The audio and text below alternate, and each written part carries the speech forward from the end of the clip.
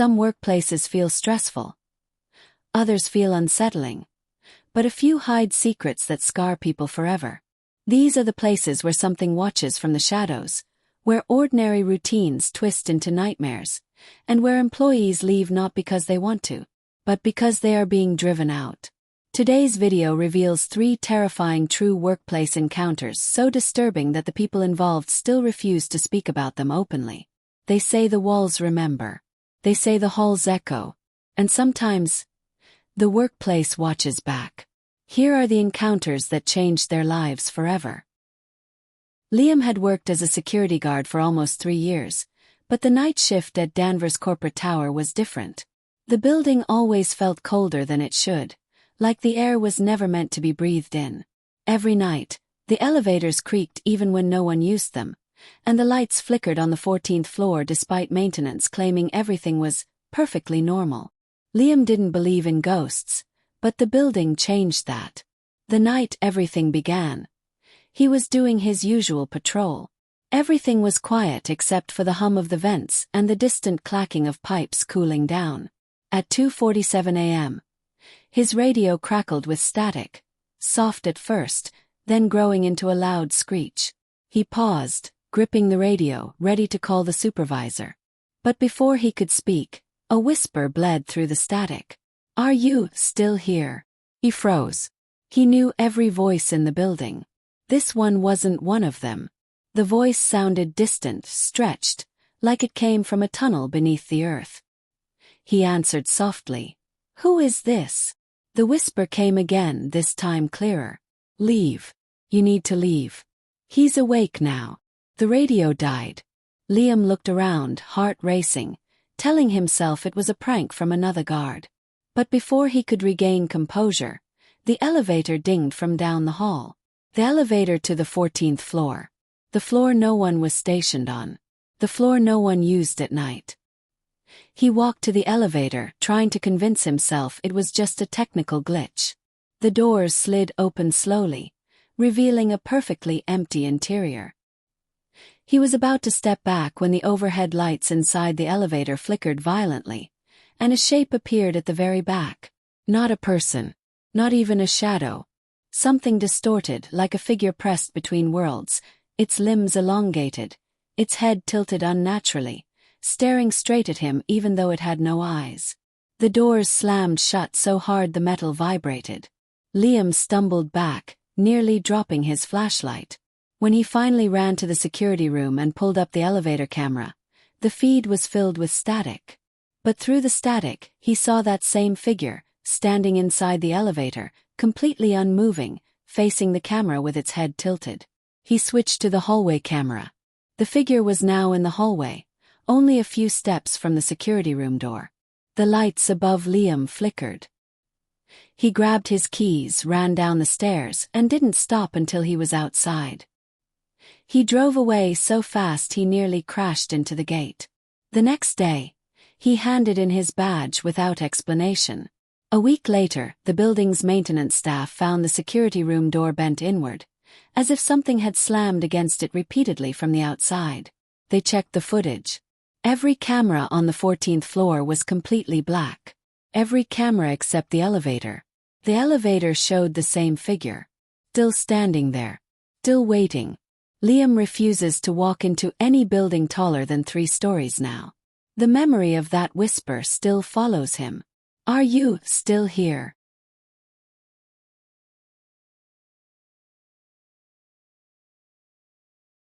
Melissa worked at a quiet insurance office where nothing unusual ever happened.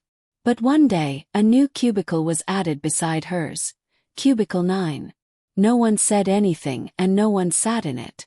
It simply appeared one Monday morning. The strange part was that the cubicle didn't match the others.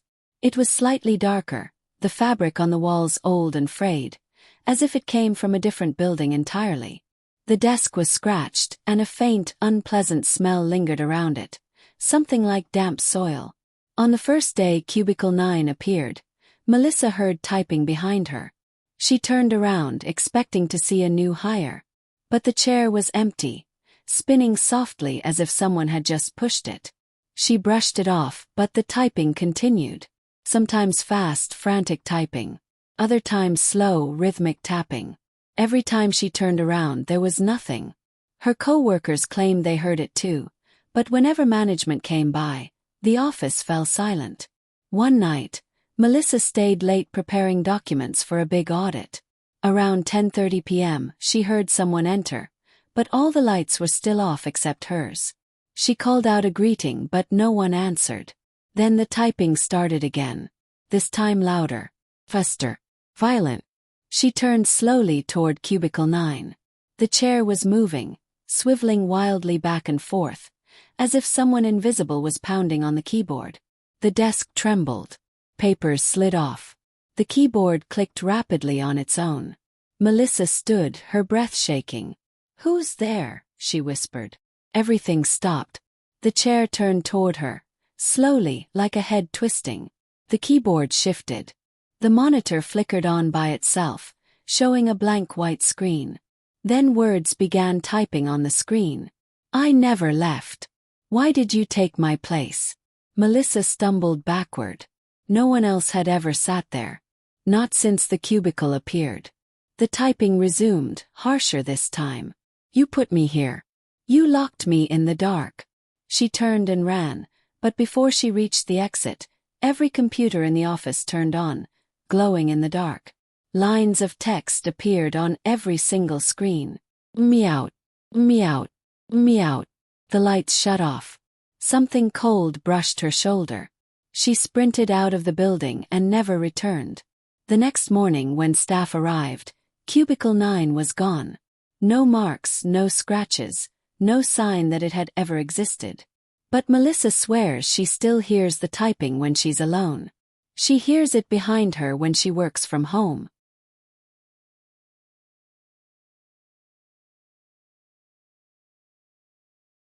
Ethan worked at a small furniture warehouse.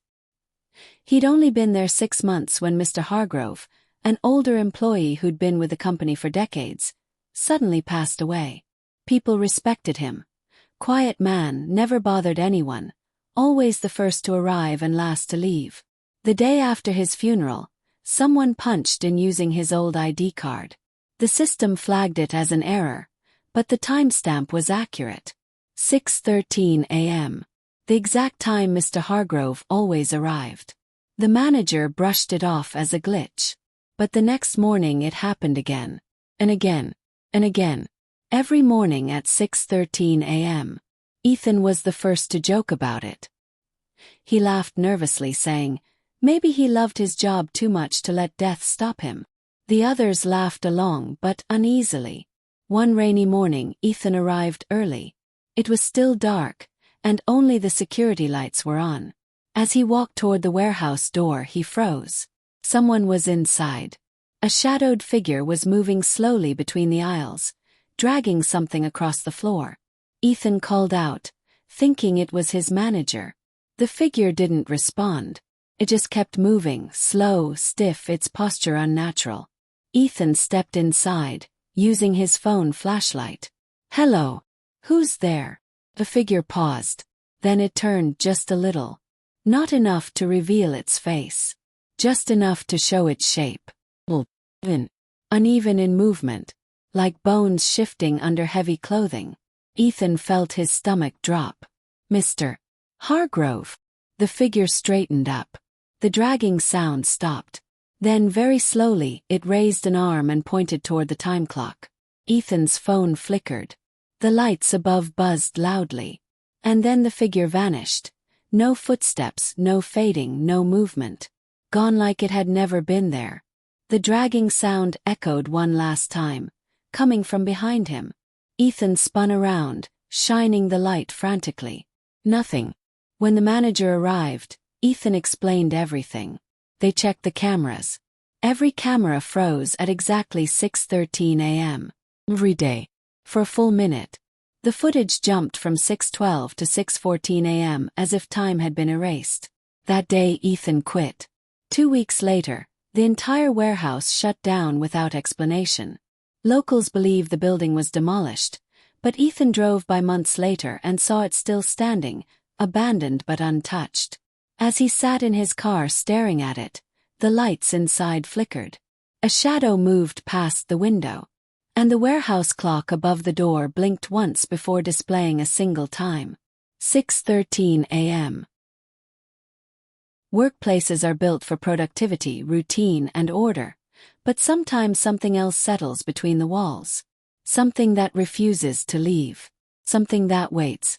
These were 3 terrifying true workplace encounters that left employees traumatized, changed, and forever haunted by what they experienced.